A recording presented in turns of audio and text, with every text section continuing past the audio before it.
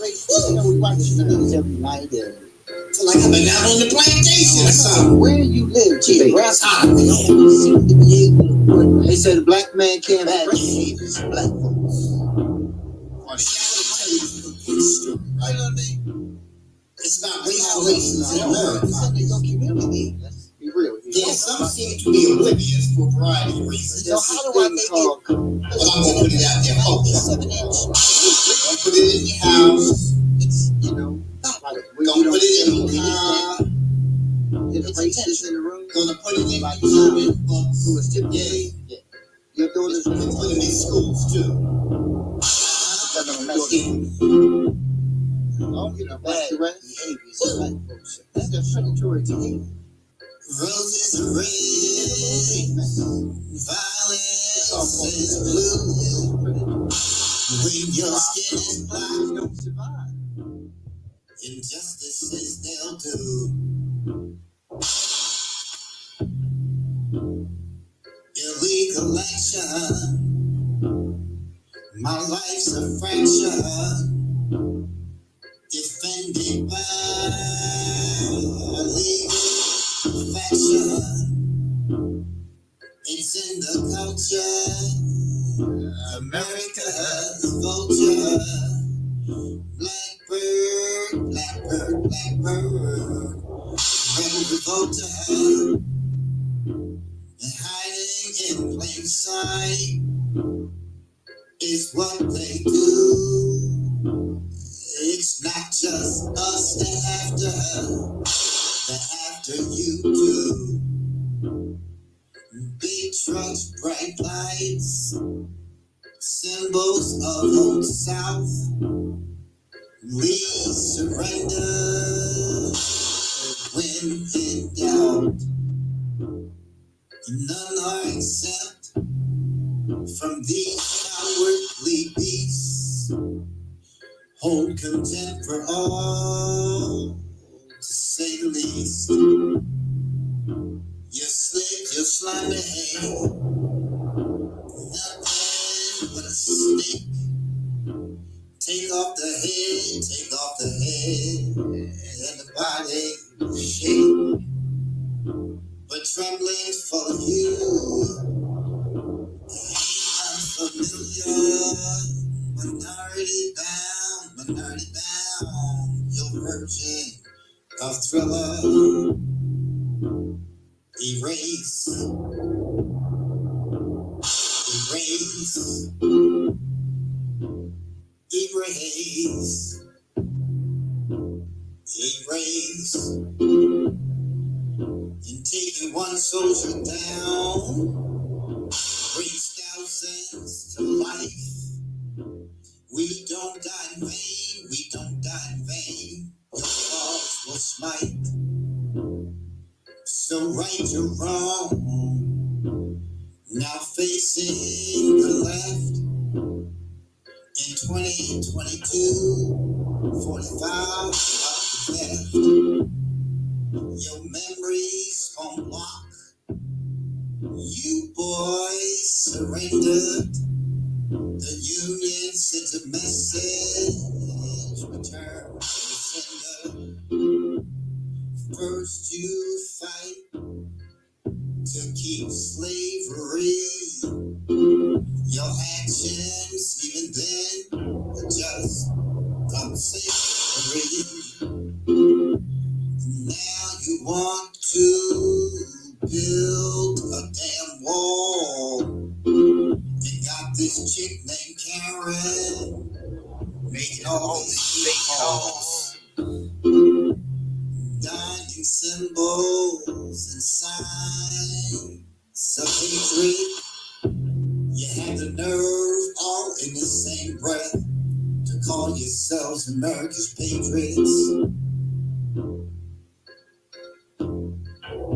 You're slick, you're slimy, nothing but a snake. Take off the head and the body will shake. But trembling for you ain't unfamiliar. Minority bound. Your version of Thriller. Erase, erase, erase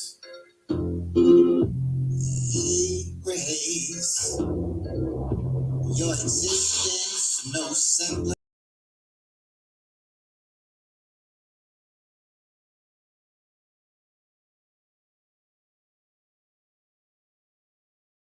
You process to understand what your forefathers wrote.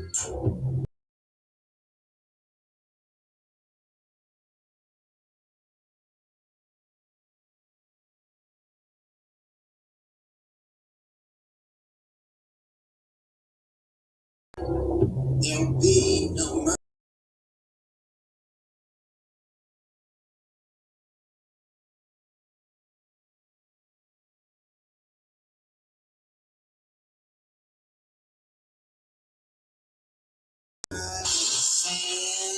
No compensation due. You're slick, you're slimy, nothing but a snake. Take off the head, and the body will shake. But trembling for you ain't unfamiliar. Minority bound. Your version of Thriller. Erase.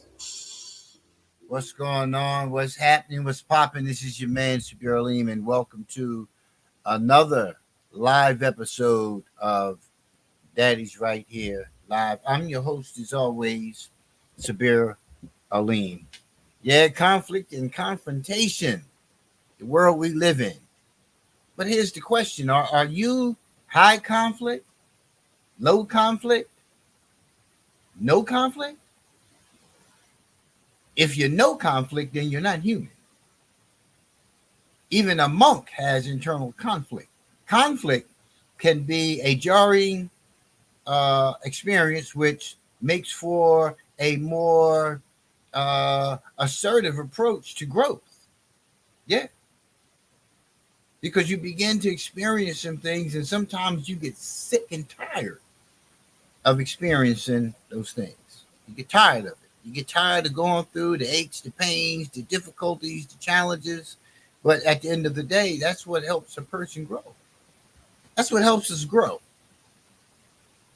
Now, you say, well, I know some people who haven't grown, who don't grow.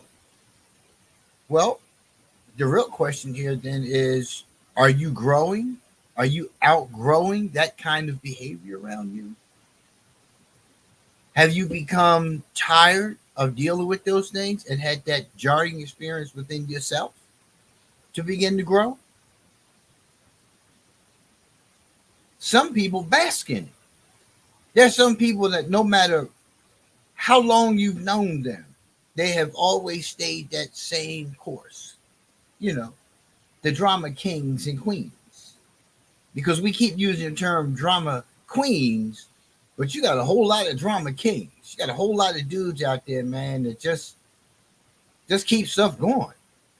It's always something from them. Always. And when we look at it from the perspective of relationships, now every contact that you have with another human being is some form of a relationship. You relate to the public. How are you when you're around other people? How do you act when you are around other people? How do you respond? How do you react to other people around you? If you are just a corner, right? How do you react to those outside of the block? There are a lot of people who don't have the ability to assimilate, to acclimate, but they do well to regurgitate, right? So they're in that 4-block radius all the time. And that's their world. Outside of that, it's unfamiliar, it's uncomfortable, it's difficult because you can't interact with everybody outside of that area in the same capacity. In your mind, you've convinced yourself that you're running things until you get outside of your area, right? And then you're reacting to those outside of that area in a very aggressive manner,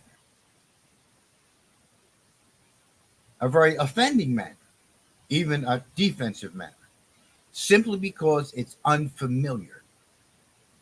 It's unfamiliar. The same way with the relationship with your girlfriend, your boyfriend, your husband, your wife, your coworkers, and so on and so forth, your classmates. It's the same exact thing. These are unfamiliar environments. And when you enter into it, you begin to create something within yourself to protect yourself, to guard yourself against. But against what? What are you against? Right?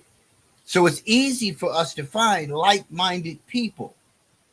So we find people who have a certain dialogue, who speak in a certain way, who talk about certain things. We gravitate towards those people because that's our comfort zone. That's why when we talk to people about getting clean and staying clean, right, you have to change how you interact with the world around you. You have to stop encircling yourself with those people who contribute to the very conduct, the very behavior, the very habits that you are trying to get away from. Now, you're never going to forget those behaviors. You can easily reach back for them and use them. But you already have evidence to support that most of those behaviors do you no good. They create more of a difficulty. They create more of a challenge for you. So you have to make a decision as to whether you want to hold on to them or not. But the problem comes into play when you begin to look at the other person, the other place, or the other thing as being the problem. And that is not always the case. I was just sharing with someone the other day, I haven't had a physical confrontation with anyone since 1978. 1978. I'm 64. I was about 18 at that time. I was about 18. And I say about 18 because it was around May, June, the summer of 78 when I had this fight. And I can't tell you why I really haven't, but it's not like I wasn't around people because I was in the streets. I was in the streets. Right? So that's not my personality. Right? It's not my personality. A lot of people have the personality where it's just they're always drawn to a fight, a conflict. And that's not my personality. So it's important to understand the personality. It's important to understand that what you see firsthand is the person's personality. That's not going to go away. When you're having a conversation with someone, you can tell how they react to things. You can tell if they're defensive, if they're being offensive, right? You can just look and see certain conversations come up and how they handle those conversations. It's not even conflict. It's a conversation. It's a conversation. And you watch the body language. You listen attentively, if you can. because we get so caught up in what we want. That's why we having a conversation anyway. Because it has to be something that connects you to that person in order for you to really have a conversation. I'm not just talking about cordial behavior. I'm talking about like when you begin to interact with the person because you see how they look. You like the way they look. You like the way they smell. You see some things about their personality that present a an inviting aura of a sort, and you begin to interact with them. And we oftentimes are blinded by our desires. We often turn the blind eye to those things that are not pleasing for a variety of reasons. Some believe that they can change that person's behavior, they can love it away, they can sex it away, that they can gift it away, that they can get rid of those kinds of, but that's that person's personality. It's the person's personality. So that's the first thing you have to understand when having a relationship, a person's personality. Yes, you will clash with another personality. You will clash with your own personality, whether you believe that or not. You will clash with your own personality. So when we start looking at who we're interacting with and why we're interacting with that person, we have to also understand mature thinking. If something happens between the two of us, a sexual encounter, an intimate encounter happens with us, between us, whether it's a kiss, whether it's, all of a sudden you find yourself holding that person's hand, there's been a connection made. There's been a connection made. And whatever it is that you experience in that intimate connection, right, can often be the turning point for where this relationship goes. And a lot of times the personality conflicts are what keeps this relationship from blossoming, no matter how long you're together. That individual's personality traits are not what you're really seeking. Because there's an idea of a relationship, then there's the ideal relationship. See, excuse me. So there's a lot of things that come into play. Ideal is okay, they got to have a job. They have to be able to speak, in sentences. They have to be able to maintain themselves. They need to be clean in appearance, so on and so forth. They need to be able to, hold some part of a conversation. This is for long term, right? Because the ideal is for us to be together, but for you to do this for me. That's the ideal. Idea is different, right? I said that in reverse. Idea is what you conjure up in your mind. Sorry. Ideal is what actually benefits you in your personal growth and development. So I put that backwards. So when you look at ideal is usually what you have found, let's say, in scripture, right? Man is supposed to be able to do this for his wife. A wife is supposed to do this for her husband. That's ideal, right? Now, ideal is also what you have seen in your environment, where you grew up, how you grew up, how you saw your parents interact. Because right, wrong, or indifferent, a high conflict relationship is ideal for some people. That's how they problem solve. That's how they deal with things, through conflict and confrontation. And it works for some people. You see a lot of people. It brings to mind that couple in Why Did I Get Married? The Ratchet one, and dude, right? That's whatever. That's what she is. And she comes in. She's loud and rambunctious. This that. But it's always rah, rah, rah, rah, rah, rah, rah, rah. And then they go and make out. And they're good. That works for some people.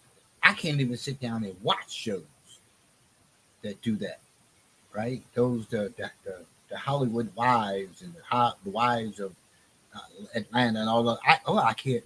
My wife watches that stuff, man. It irks the hell out of me. When I watch Divorce Court, it irks the hell out of me because it's just, to me, simple things. You don't have to be on TV to do this. You don't have to go through all that you're going through. Make a decision. They cheated. Bye. End of story. It's no I go cheat. Well, an immature-minded person, because I've been on that side of the fence too. Right? I've been on that. I mean, I don't know whether they cheated or not, but know that when I got dissatisfied and year after year after year, the same thing, I went outside of the marriages. I did that. I can tell you I did. It was stupid, not just because of the negative impact that it has on the other person who ultimately winds up caring, falling in love, whatever the case is, but what I was doing to myself. Right? But when you begin to mature, you should be seeing things differently. You should be seeing that is not the way to do it, because it is so stressful doing it. Cheating is stressful. It is stressful. Having multiple women, it's multiple partners, whatever it is, that it's stressful.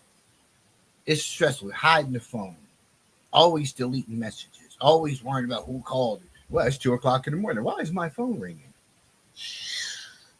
It's all kind of stuff that happens, and you have to look at all of those things. That it's just so difficult, and it makes you become, if you're not, a high conflict person, because you're always concealing, you're always hiding. Excuse me. So there are a lot of reasons why people are high conflict. And at some point in time, through the maturation process, you should be no longer desiring to deal with that for any reason, no matter how much money, no matter how good the thing is. You know what I'm saying? You should be saying, nah, it's too much.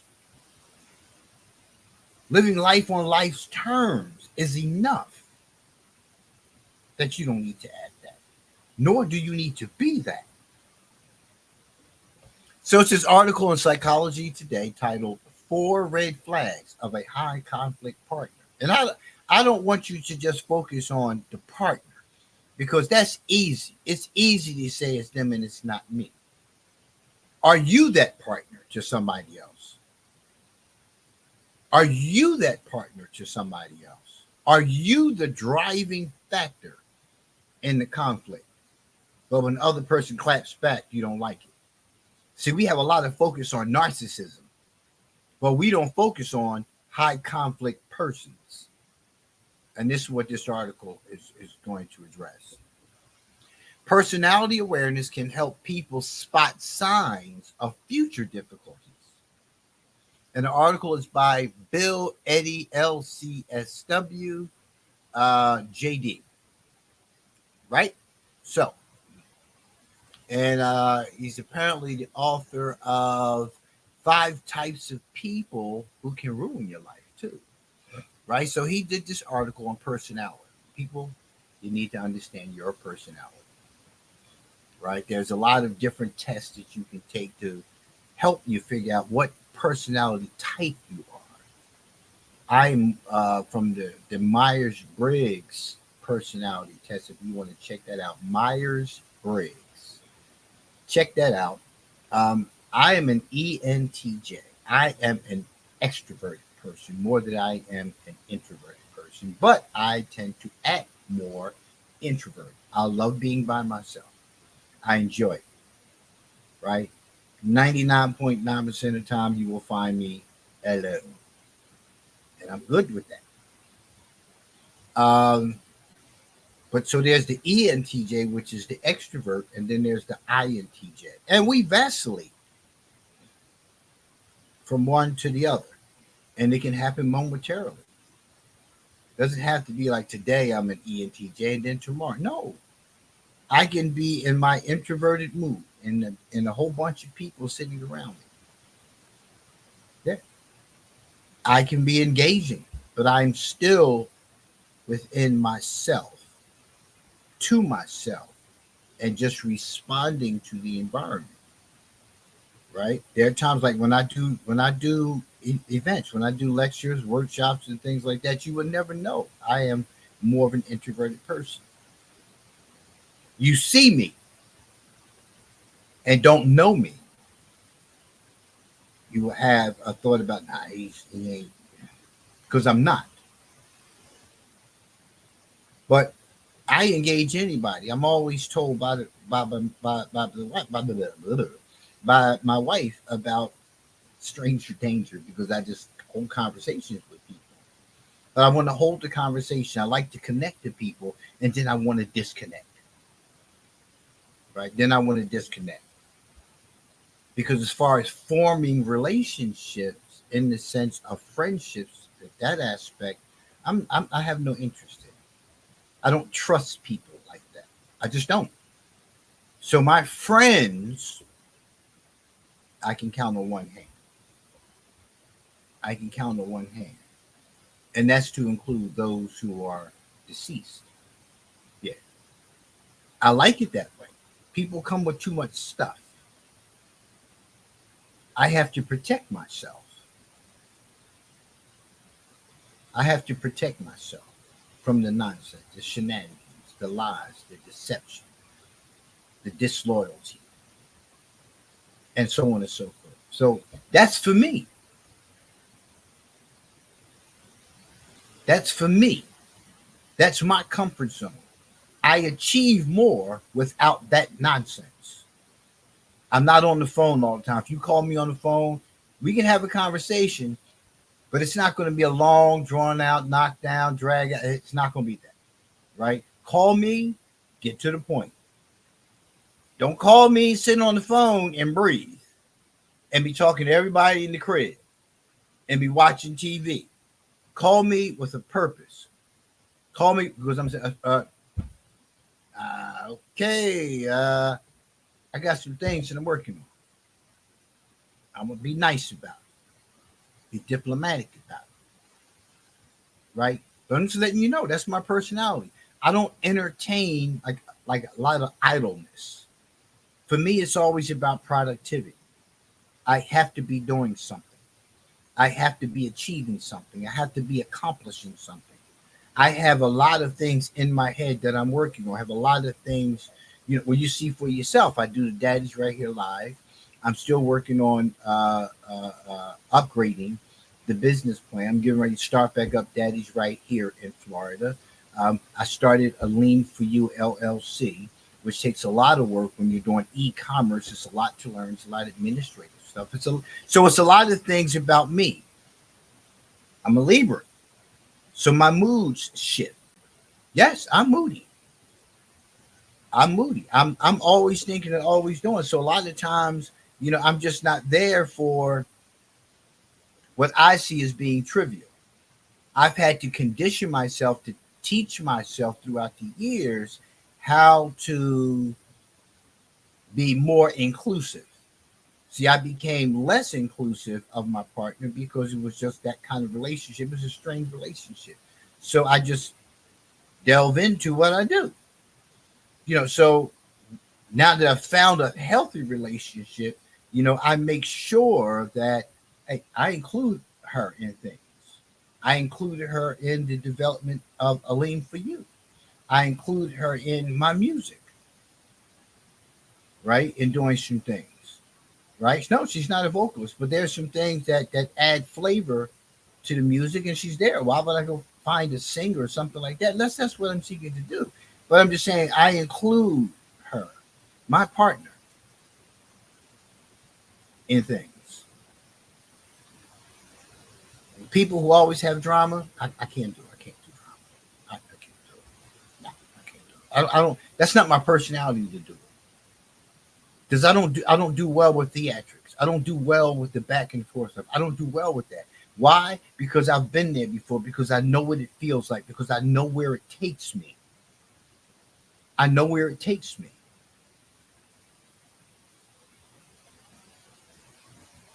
So I don't want to be annoyed. And when I'm annoyed, you're going to know I'm annoyed. So let's get into the article. High conflict people, referred to as HCPs, tend to have 4 characteristics. 1, preoccupation with blaming others. 2, all or nothing thinking and solutions. Even though you see it as a problem, they see it as a solution. They see it as a solution. 3, unmanaged or intense emotions. And 4, extreme behavior and or threats. This is not a diagnosis. It's not a diagnosis.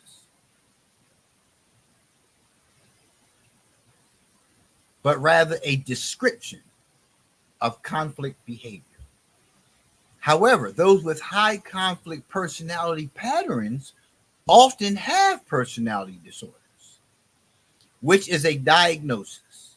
This means that they have an enduring pattern of dysfunctional interpersonal behavior. Agree or disagree, it doesn't matter. You need to understand that. Because, see, this is what often presents in relationships, and a lot of people have conditions that are undiagnosed. They don't know it. A personality disorder, there's nothing you can do about it. You can't give medication for a personality disorder. When a person, whether they're diagnosed or they have a diagnosis,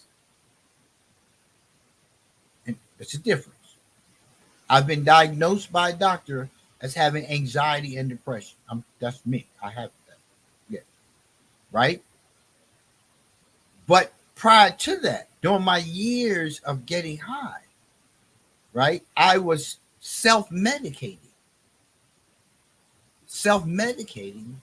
my moods because anxiety and depression are mood disorder. Anxiety is not a thought disorder. It's a mood disorder. Yes, you have anxiety in certain situations, right? Which is dictated and defined by a thought. And then later, you find that the mood disorder is also of significance depending on how persistent it is. You have to kind of go and find out how often it presents, when it presents. But if I'm getting ready to go over a bridge and my heart starts palpitating and I start sweating and all things like that, right? And I see the bridge, right?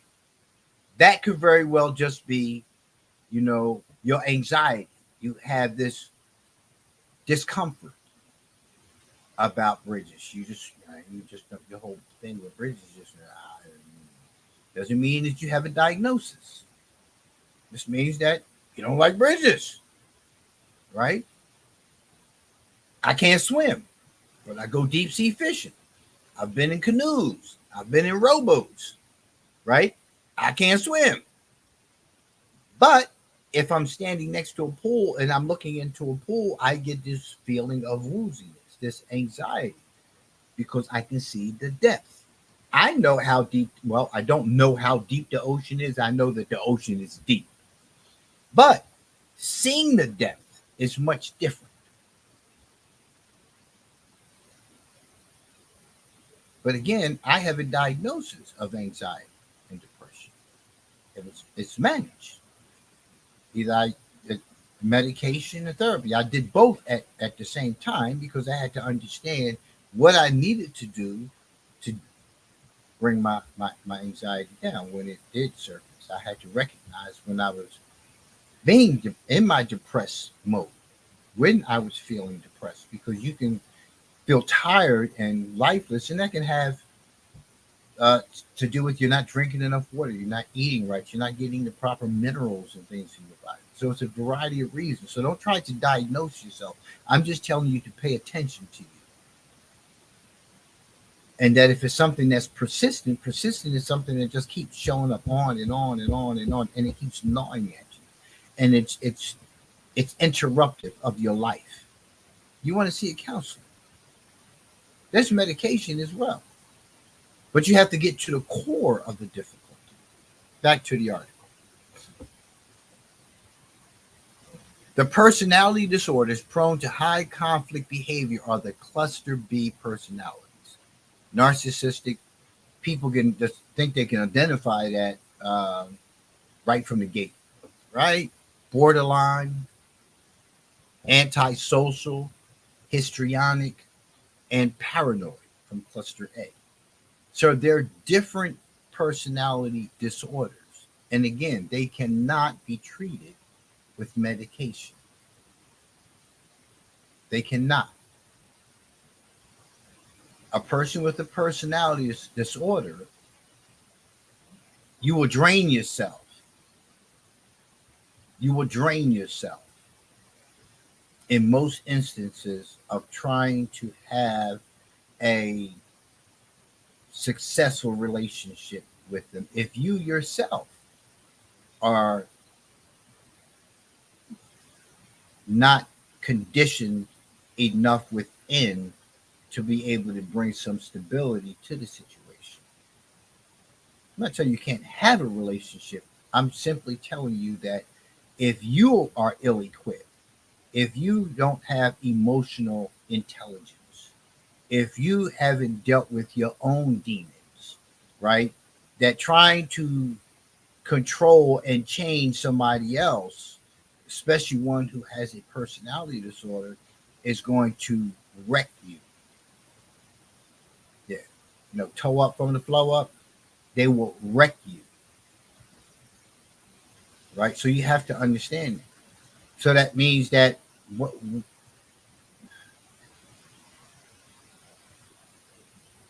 a lot of times relationships fail because you don't take on this challenge together. It's easier to walk away than to work through the difficulties with a personality disorder. And no matter how much you love the person, you have to be conditioned within. Your house has to be in order for you to say, I love this person. I want to find out what we can do to make this better. And that other person has to be willing. And that's the difficulty with the personality disorder.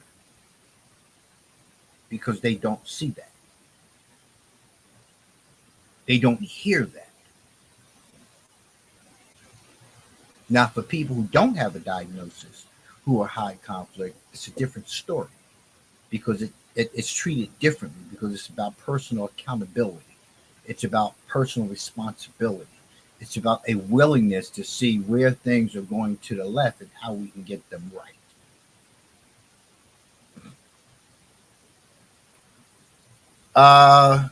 They just can't see their own part in the problems they have and therefore don't try to change. That's a personality disorder. Okay. High conflict patterns are usually hidden at the beginning of a relationship or partnership. They're hidden. I want you.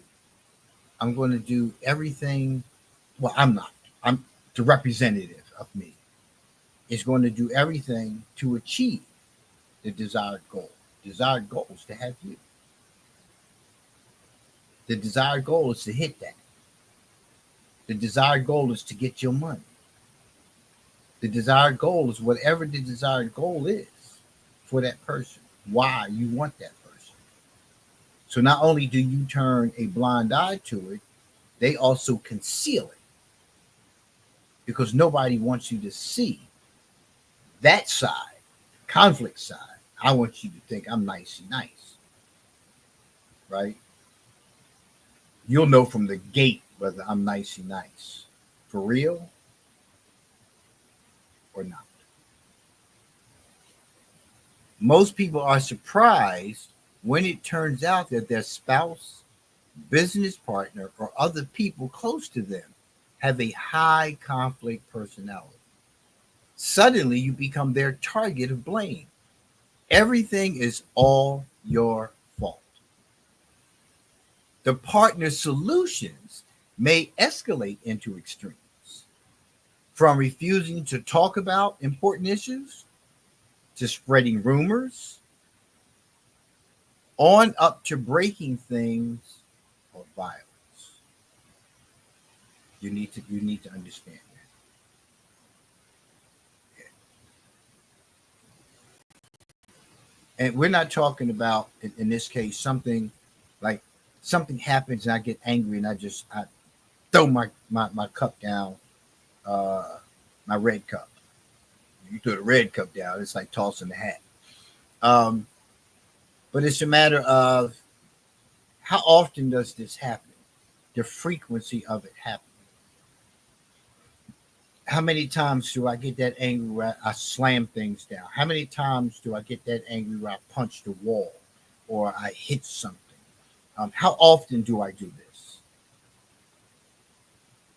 Because you'll see a pattern. And the pattern is not just that. The pattern is yelling and screaming and argumentativeness. Things happening, well, you should have.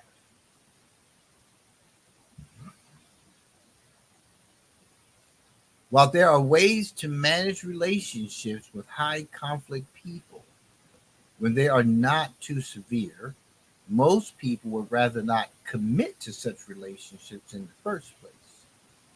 And if you believe you have such a pattern, it is never too late to practice new behaviors, such as with a therapist. I will say this repeatedly, and not just because I am a credentialed counselor, a credentialed professional, because I know the benefit in it, because I went through counseling myself.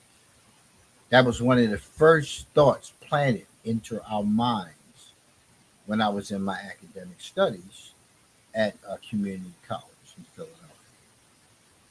If you want to be good, great at counseling, at providing therapy for somebody, experience it yourself.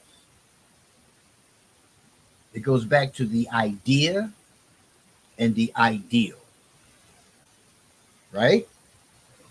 The idea is what you have conjured up in your head about helping. Sure, you can help people. As a professional, I'm passing on what was passed on to me by other professionals, and what I've learned has worked, what I learned and know that works. As a professional,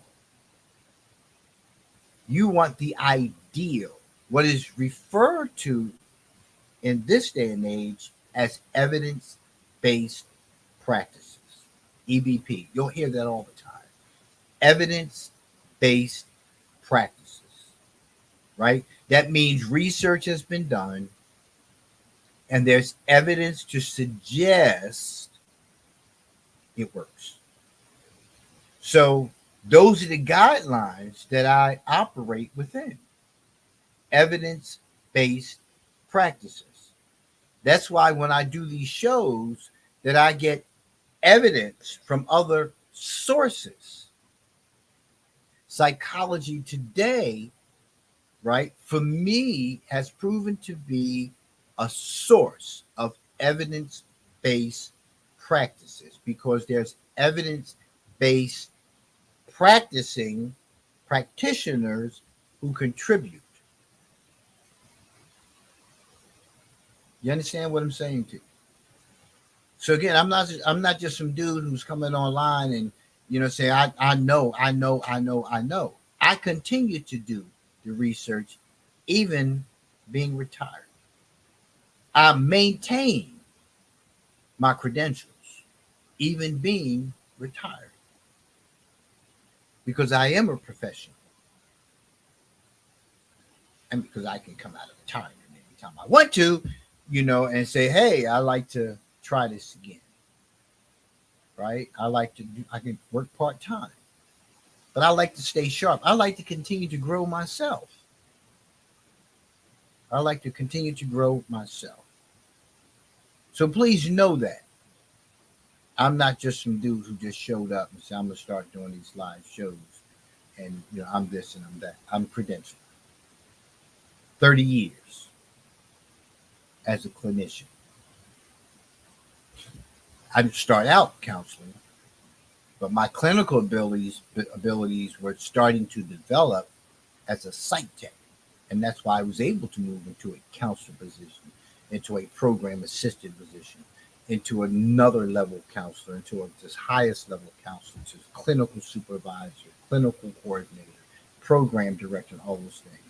Because I believe that as a professional, I need to have all these things. But most importantly, it taught me about me. Yeah, it taught me about me. I had a boss that said to me, Melvin Stokes, he's no longer in this life, who said to me when I started working with serious and persistent mental illness, he said, well, have you seen your mental illness? I looked at him like, mental illness? I seen it. Then, some time later, it's like, yeah, he was right. Yeah. But it was also, I started in the field the same year I got clean. And I started working on myself. And I started seeing, that's when I learned that I had anxiety and depression and how I was self-medicating. It wasn't that I enjoyed the drugs that I was abusing. Um, they were helping, but they were just helping me in the wrong way because they interfered with my life. Right? So that's when I started learning. So I said, yeah, I see it. I see it. I see it now. Um, so here are 4 warning signs of a high conflict partner who may or may not have a personality disorder. Number 1, preoccupation with blaming others. You may see this behavior in how the person speaks of others. My last divorce was all her fault. My last business partner totally destroyed the business. My neighbor ruined everything. One of these statements on their own may actually be true. But it is worth checking out the situation because these can also be warning signs. Is there a pattern of speaking this way? Did one person say all of these statements? If so, that is very concerning because in any relationship, usually both people contribute to problems and solutions. But if your potential partner blames others a lot, you will also find that they probably do not take responsibility when they should. You may want to test the relationship before you commit by planning and working on a project together first. Does your partner follow through? Does he or she blame you? So the difficulty in this is when you hook up, right? We hook up. It usually kind of takes a lot of these duties, these responsibilities, a lot of these efforts, just they fall to the wayside. They get taken off the table because right now you on that thing, right? Yeah, that's all that matters right now. No, nothing else matters. The little argument that y'all had at the dinner, that's nothing because the desired goal was to get that thing. And once you got that thing, if it was a good thing, this here means nothing. Right? Then that's when you want to start trying to figure it out. You want to start looking at these kind of things. and you see them there, you're like, yo, hey, my bad. I didn't know you felt that way. But you see these things. You got to listen. We have got to stop turning a blind eye to things like this. We have to speak on it. We have to speak to the exact nature of what took place without putting our interpretation on it. If somebody presents with a behavior that is extreme in its response, you have to say just what happened. How you felt about it is not as important as how the person saw it and how they interpreted their behavior. Excuse me. Did they say, well, if you wouldn't have?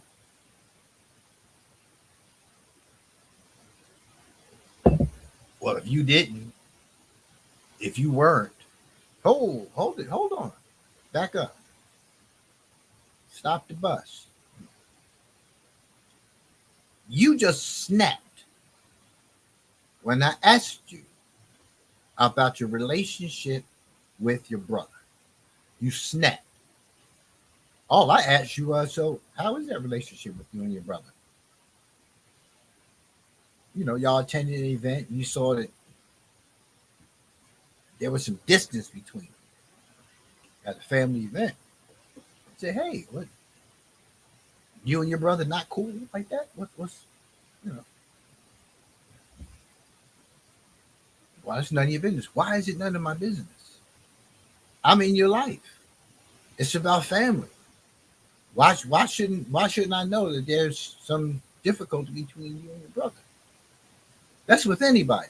We have too many relationships where there's too many damn secrets, where there's too many things that are none of my damn business. But how you going to be with me, and I don't even know who you are. I don't know what ails you. I don't know the difficulties and challenges you have. Well, that's none of your business because that's my brother's business. That's between me and my brother. No, it's not between you and your brother. No, it's not. I need to know why I can't invite your brother over to our barbecue. I need to know why your brother is not going to be a part of our wedding. I need to know why. Why can't I know why? Why is that a secret? I didn't ask you if you murdered anybody. Did you? But you understand what I'm saying? So it's a matter of you have to look at your response, the reaction to that. You have to look at the response and the reaction. The reaction is the outlandish behavior, the aggression of the tone in speaking about it. Oh, I must have hit a nerve here. We need to talk about that. We need to talk about that because there may be something else that I'm talking to you about that hits your nerve. And if I'm getting that kind of reaction, I'm afraid of that. I'm not necessarily afraid of what you may do to me, but I'm afraid of how I might react to that. And then bring this whole relationship to a crashing halt. So we have to have that conversation. If you don't have that conversation and you just wait to see if it happens again, well, okay, now it's happened again. Now what? What are you going to do? What are you going to do?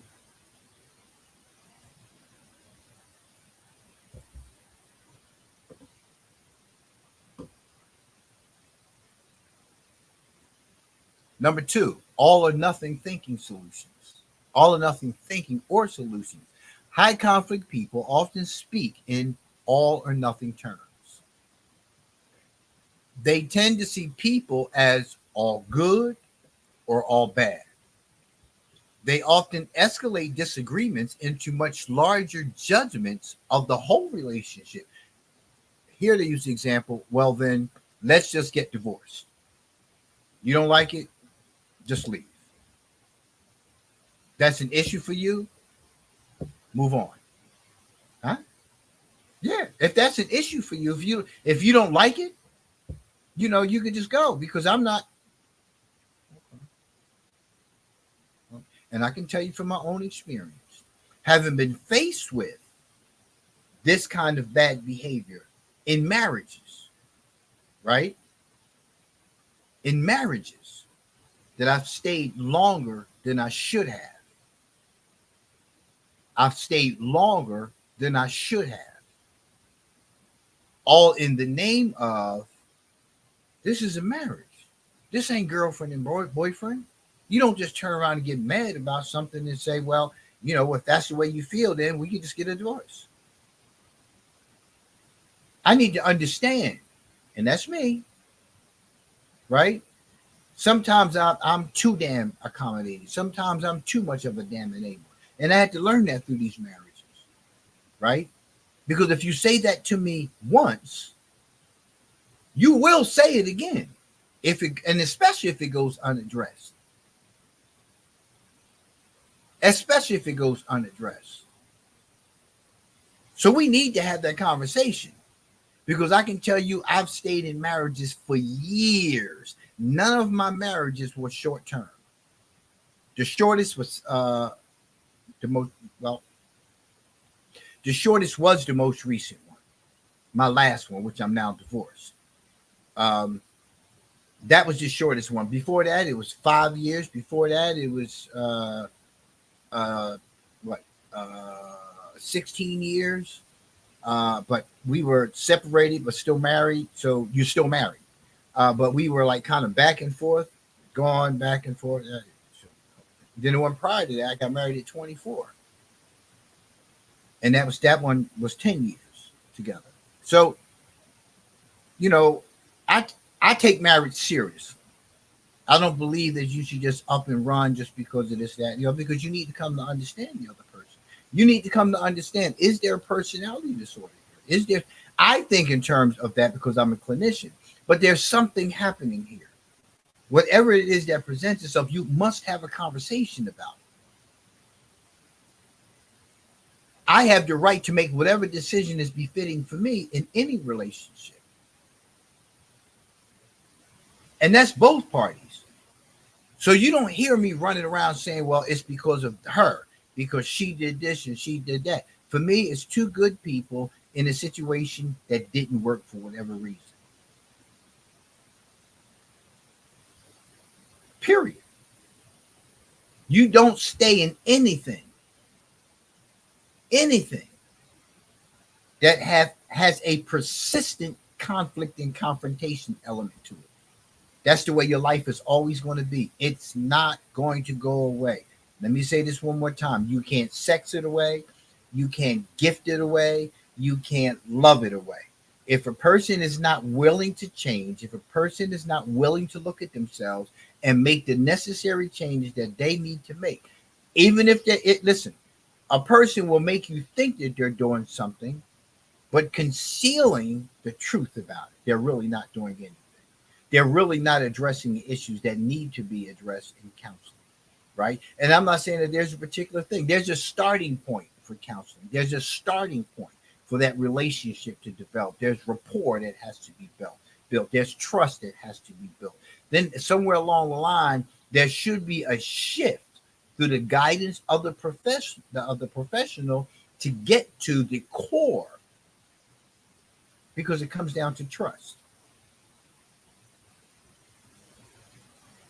But you have to be willing. If your partner is not willing, if you are not willing, get out of it. Just go. One of my ex-wives said to me when we were signing off from the divorce papers, she said, you told me years ago that one day I was going to look up and I was going to be by myself because of my selfishness. Yeah. And here I am. Right? I'm listen, I focus on me, my own personal growth and development. Right? I have a responsibility to protect my life. So I'm supposed to. This is when you know you have a friend.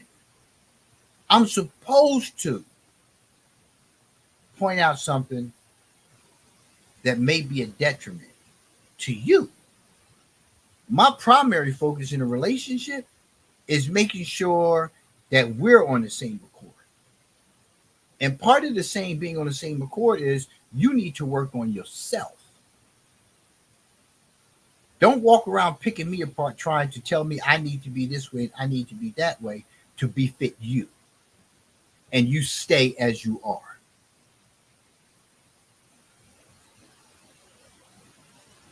That's a problem.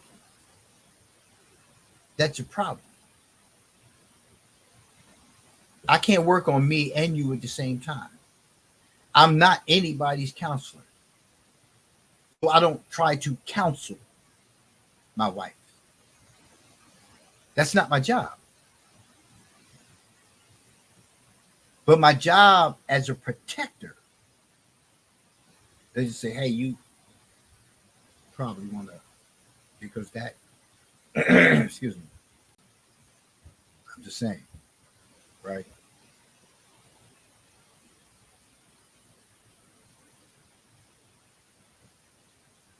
Number 3.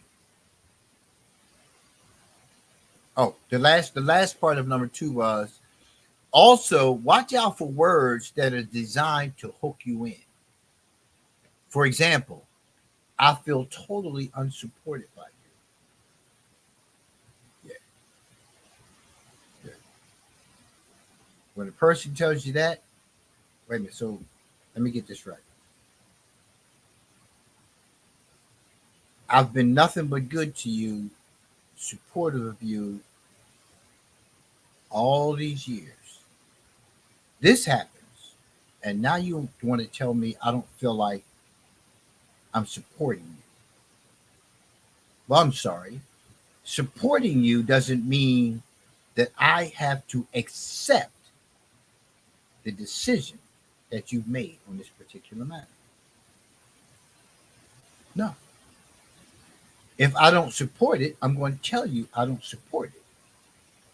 If I'm against it, I'm going to tell you I'm against it. Plain and simple. Now, if you're telling me you don't feel supported, I'd like to know, why don't you feel supported? So you don't feel supported because I'm not in agreement. Okay. So now I've learned something about how that person internalizes agreement and disagreement. We're good as long as I agree. When I disagree, there's a problem. Pay attention. How many other areas does that happen in? You see the pattern, you got a problem, you need to address that problem. Because for them, the solution is all or nothing. Either you support me or you don't. Sound like George Bush. Either you're with us or against us. Right? The partner suddenly blasts you with intense rage. I talked about that earlier. Over some minor or non-existent problem. Things blow up. Right? I'm sorry, I skipped a lot. So, the other part of this unsupported, my childhood was the worst ever. You need to give me a break. Of course, in a rare situation, these statements may be true. Just treat them as warning signs to look into. They're warning signs because you were in a previously abusive relationship, because I got upset with something that you said and I raised my voice, doesn't mean that it's wartime. Doesn't mean, oh, you just like him. No, I'm upset. I have the right to get upset. You don't like the tone that I'm using. You don't like how oh, well, but that doesn't give you the right to act that way. I disagreed with you. I told you I didn't like what you said. And if your only comeback for that was, yeah, you just like the rest of them. What do you mean by that? I'm just like the rest of them. Again, you're looking at a person's belief system. You're looking at how they see the rest of the world. Your bad relationships don't equate to it being okay to treat me in the manner that you're treating me, to talk to me in the manner that you're talking to me. No, you don't get a pass. You don't get a pass. You don't. And we need to stop giving people passes who use that as a means to deflect. We just did the show, what, a couple of weeks ago on deflecting from responsibility. People will use that to deflect. You know how I was treated by my mother and my father. You knew how they treated me, as a child, and I still carry that. Okay, when are you going to go get some help? When are you going to get some help for that? Because you can't keep taking that out on me. So all this about we need to accept people for who they are, so on and so forth. Yeah, I can accept you for who you are and don't have to be still married to you. Because you choose to hold on to that, and it's destructive to our relationship. It's destructive to our relationship. I'm talking to you from the article, but I'm also talking to you from personal experience. You can't take a person away from their condition. You can't change none of that. You can't take a person from living in a boarding home to living in a 4-bedroom house and think that that's going to make a difference for them. That's what you want to have for them.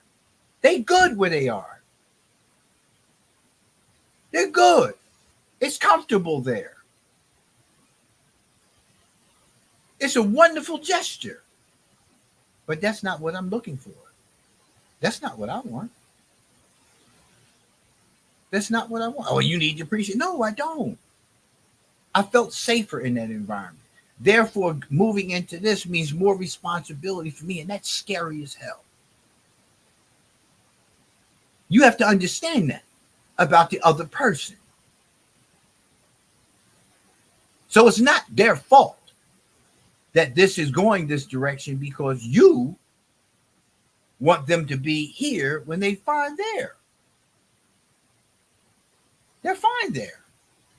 You can't take a person from where they are and put them somewhere else. They have to be doing that. They have to want to do that. Yes, you make every effort at encouraging them to do that, at trying to, give them some motivation to do that. Absolutely.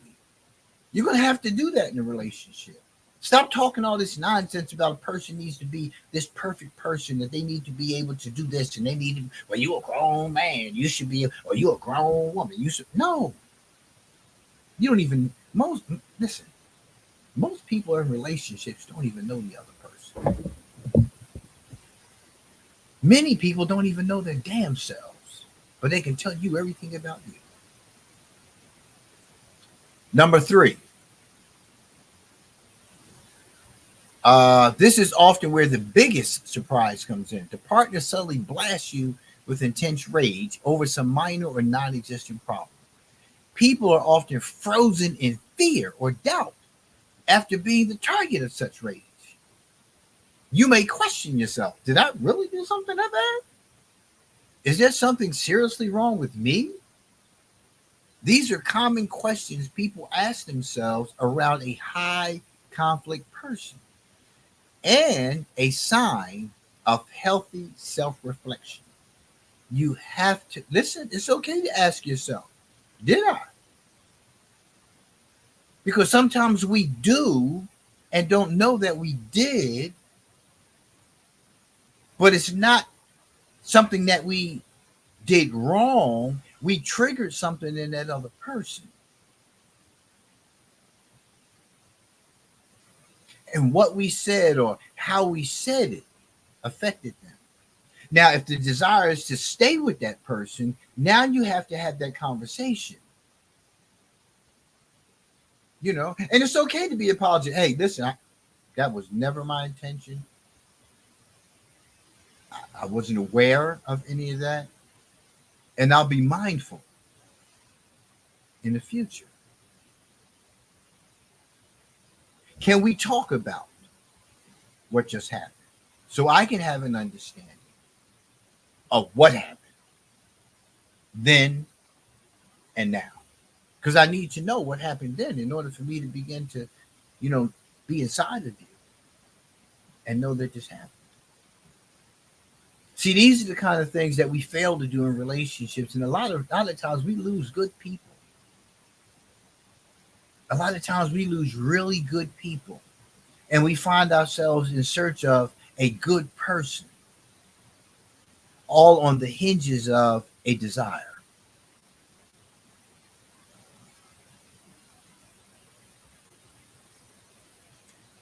High conflict people with borderline narcissistic and histrionic personality disorders frequently demonstrate these intense, unmanaged emotions. However, with some high conflict people, you may not see unmanaged or intense emotions. For example, with antisocial paranoid personality disorders, people may keep their emotions under tight control much of the time. But in reality, their hidden emotions may be driving their extreme behavior. Okay? Number 4, extreme behavior or threats. Sometimes there's a growing pattern of extreme behavior as you get to know the person. Pattern. That means it happens more than once. We all should get a turn, right? For whatever the case is, whatever may happen, we all should get a turn. This is that day for me. I unraveled stuff, surged up, and now I know this presented itself to me, and I need to work on this. So this is not the time to get out your roller skates and skedaddle. No, it's not. We all have a turn, right? Pay attention to how often it happens. If it happens the second time, it should be a concern. That's why if a person puts their hands on you one time, I don't care what the damn reason is. A second time is a problem. It's a problem. Right? It's a problem from the beginning. It's definitely a problem if you do it a second time. Because the first time, I either accepted or became more aware of how you deal with certain things. Some people get a pass. Some people get ain't gonna happen again. Some people be in a situation where it's not gonna happen again. But the first time it happens, know that if it's not addressed, regardless of the reason, it's going to happen again because the person feels like they can do it again and justify it again with the same rhetoric of, I don't know what came over. Well, you should have came to know what was coming over you after the first time it happened. You should have did something about it. Threats of extreme behavior can be another warning sign, such as you'll never see the kids again if you leave me. You won't see your son. Leave and you won't see your son. Leave and you won't see your daughter. I will kill myself if you ever break up with me. What? Oh, and you too. Yeah. You'll be the first to go. Oh, no. I'll kill these kids before I leave them with you and her and him.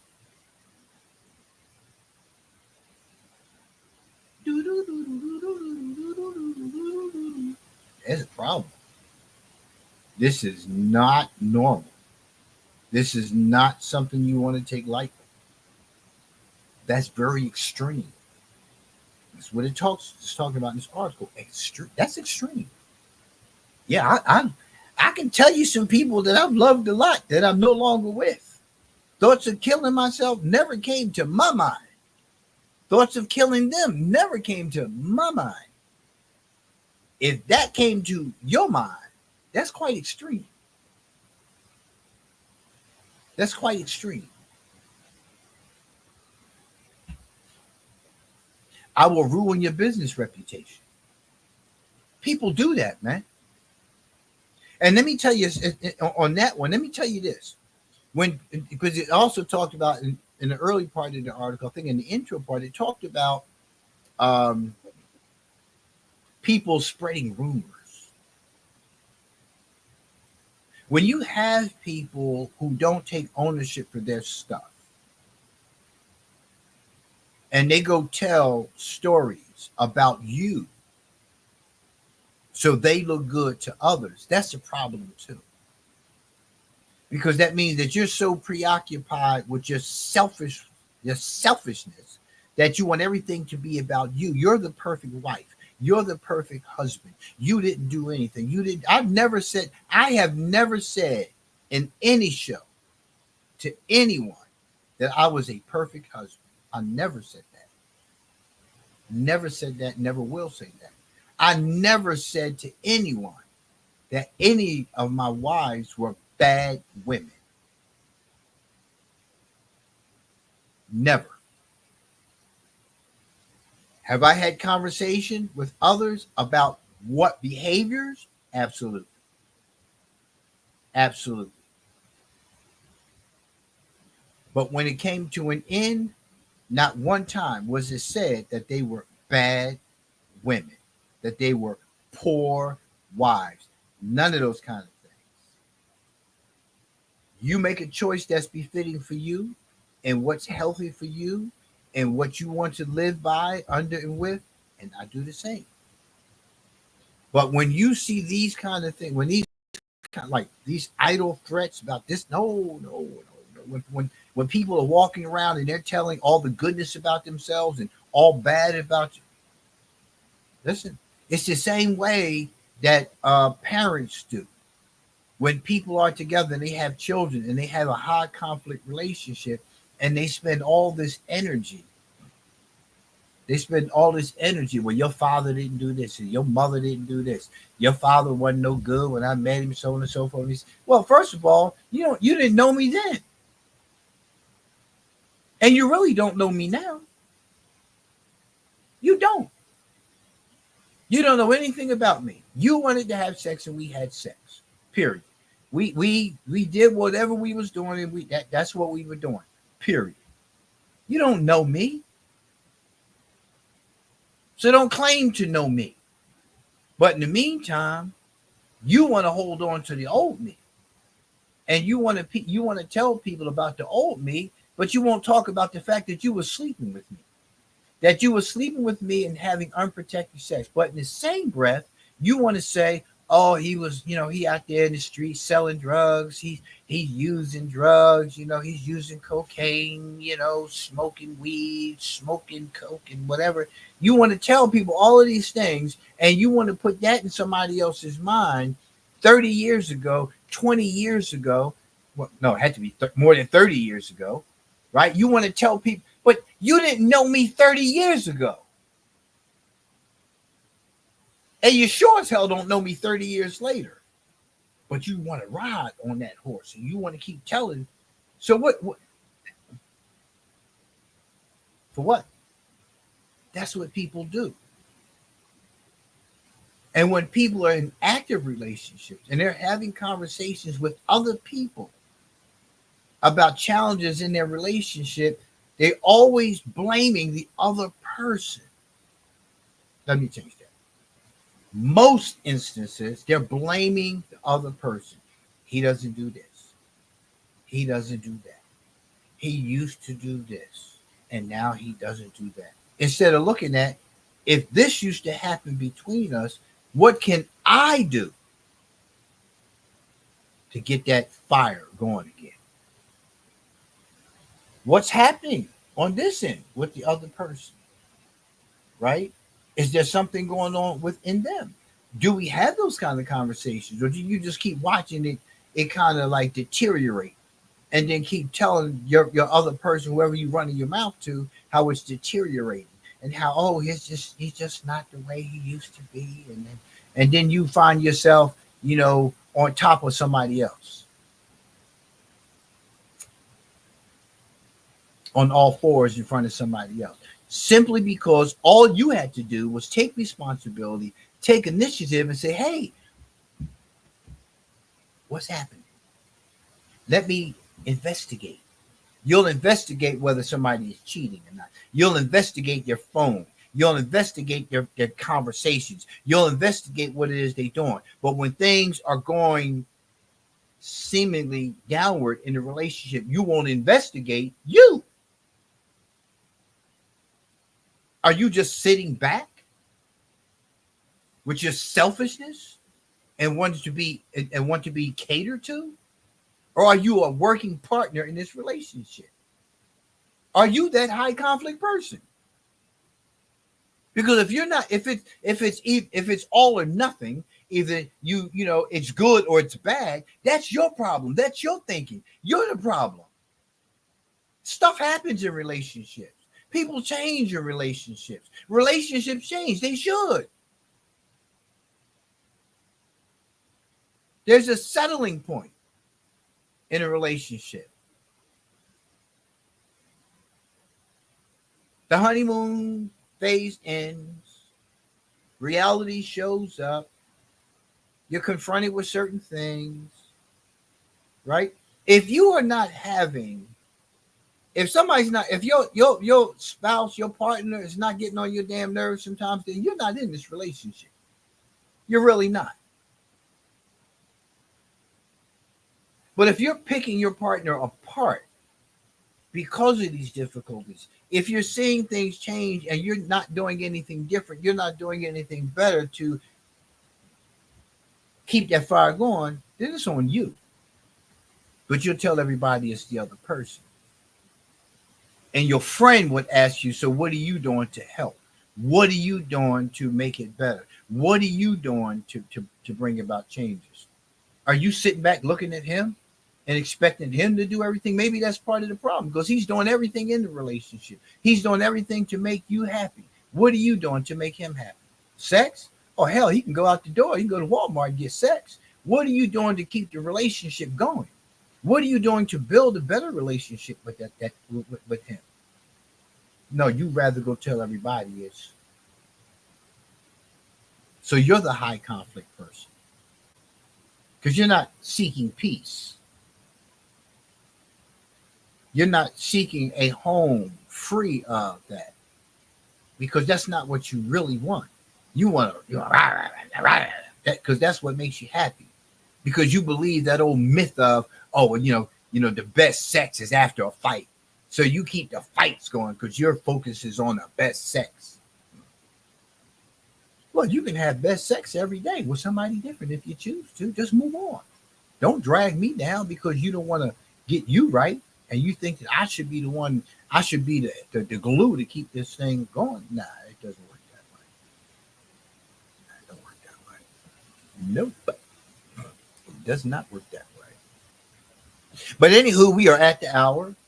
And as always, I say this, that I appreciate you doing this on a Saturday morning with me, right? That we spend this time together. You can be doing anything else on a Saturday morning. And listen, I don't hold it against you because you ain't up early to watch it. I appreciate it if you click on the link and watch it later, because it helps all of us. See, healthy individuals, right, have healthy families. Healthy families form healthy communities.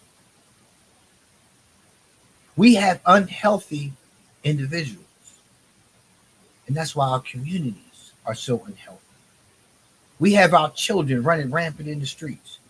How the hell you don't know where your child is at night, and you turn around and watch the news and see your child on the news? What are you doing? Where is your involvement? How the hell is your wife out to 2, 3 o'clock in the morning? Fridays and Saturdays. That's not healthy. That's not a healthy relationship. That person should be single. And you should be moving towards what it is that you desire to have so you can retain your individual healthiness. Then you get a healthy partner. Y'all work together on making sure each other stays healthy. You give that healthiness to your children. And then you pass it on. So it's a whole lot of things that we can do to change what's happening in this world today by first getting healthy ourselves and recognizing when we're the problem and stop making everybody else the problem. I don't give a damn who's in office. Nothing they can do. Nothing they can do to alter my house, because my focus is on getting my house and keeping my house in order. Plain and simple. What's keeping your house in order? Thanks for tuning in. Hey, man, I will see y'all on the other side. Let me get this song going. Here we go. Here we go. Here we go. Yep. Here we go. I got it. All right. Hey, listen, y'all guys have a great one. I'll see you next Saturday. Make sure you visit AleemForYou.net. Make sure, get there, go there. They're in front of the camera, setting bait. Media propaganda blitz, they're just spreading the hate. They're waving to the crowd, spewing empty promises. The applause is loud, and you still fall for this. It's a dark. Hi, Girl Mom for Life. Thanks for joining. Hi. Line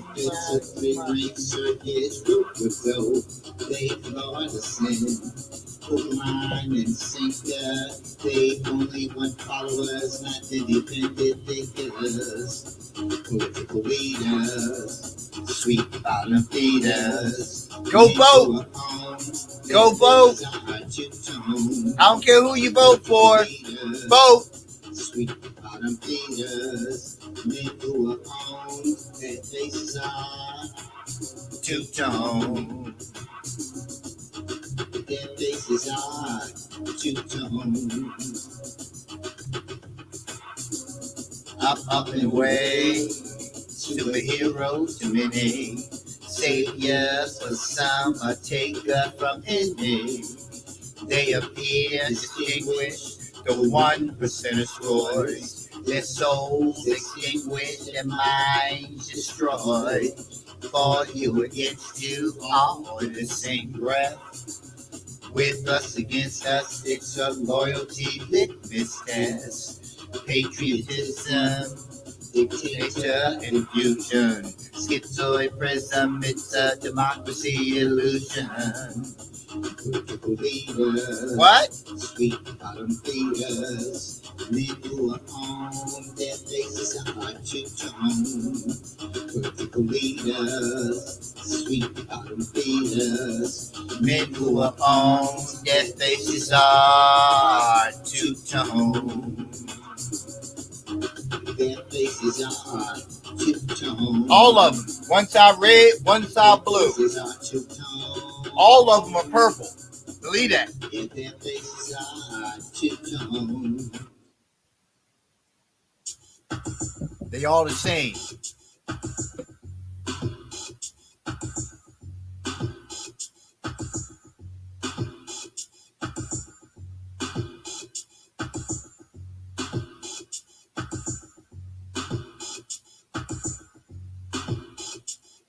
They call it a chamber, believers of the manger. In God they trust not, fallen angel, no stranger.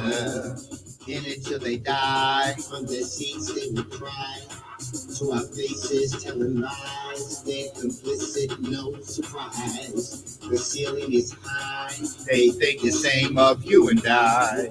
What they call woke is a politicized form of divide. All lives, no matter, just listen to the idle chatter. They're hiding in plain sight because they fear the smoke and splatter.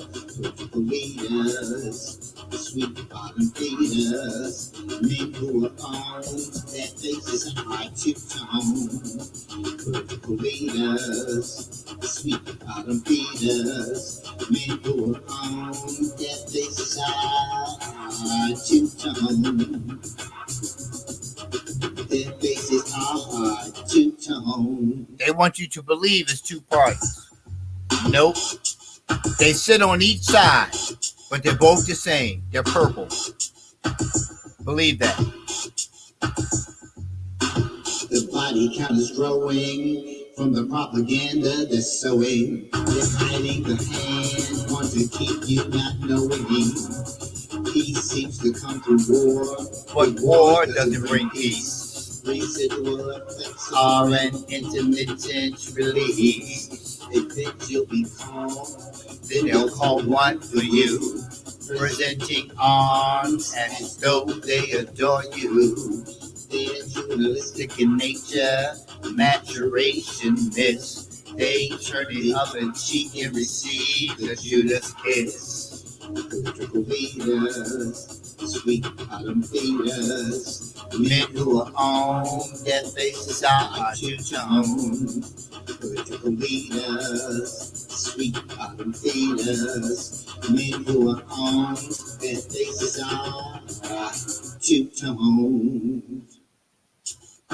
Their faces are. Again, y'all have a great weekend. Thanks for tuning in as always.